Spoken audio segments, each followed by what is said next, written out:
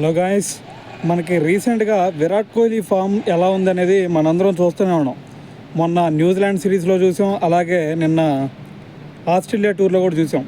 అయితే మరి దీంట్లో చూసుకుంటే ఆస్ట్రేలియా టూర్లో ఫస్ట్ టెస్ట్ మ్యాచ్లో తప్ప మిగతా అన్ని టెస్టుల్లో మరి ఫెయిల్ అయ్యాడు.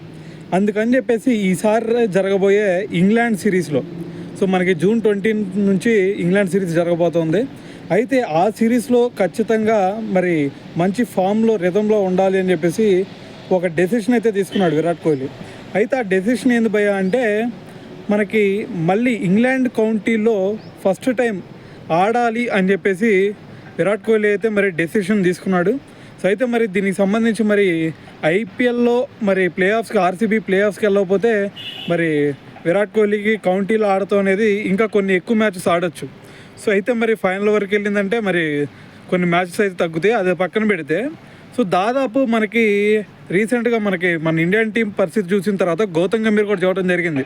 సో టాప్ ప్లేయర్స్ అయినా ఎవరైనా సరే ఖచ్చితంగా ఫస్ట్ క్లాస్ క్రికెట్ ఆడాల్సిందే అని చెప్పేసి చెప్పడం జరిగింది. అయితే దీనికి సంబంధించి మరి విరాట్ కోహ్లీ వచ్చేసరికి ఇప్పుడు కౌంటీలో ఆడబోతున్నాడు.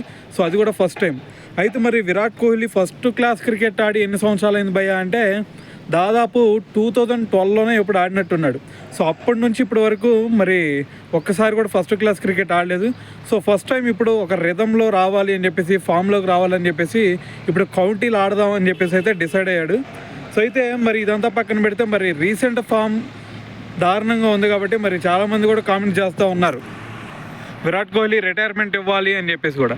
అయితే మరి విరాట్ కోహ్లీ ఫామ్ చూసుకుంటే ఒకసారి చాలా దారుణంగానే ఉంది. కానీ మనకి విరాట్ కోహ్లీ దాదాపు ఒక 13 సంవత్సరాల పైన అవుతుంది అనుకుంటా ఏంది మనకి ఐసీసీ ర్యాంకింగ్స్లో టాప్ 25 ప్లేసెస్లో దాదాపు 13 ఇయర్స్ నుంచి కొనసాగుతున్నాడు. సో అయితే ఇప్పుడు ప్రజెంట్ సినారియో చూసుకుంటే టాప్ 25 ఐసీసీ ర్యాంకింగ్స్ నుంచి కూడా బయటికి వెళ్ళిపోవడం జరిగింది. సో దీన్ని బట్టి మనం అర్థం చేసుకోవచ్చు విరాట్ కోహ్లీ ఫామ్ ఎలా ఉంది అని చెప్పేసి. అయితే మరి ఇదంతా పక్కన పెట్టి ఎలాగైనా సరే ఫామ్లోకి రావాల్సిందే అని చెప్పేసి మరి కౌంటీలు ఆడదాం అని చెప్పేసి అయితే డిసైడ్ చేసుకున్నాడు.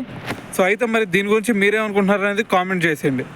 సో అయితే ఇదంతా పక్కన పెడితే మనకి రీసెంట్గా ఒక అప్డేట్ వచ్చింది.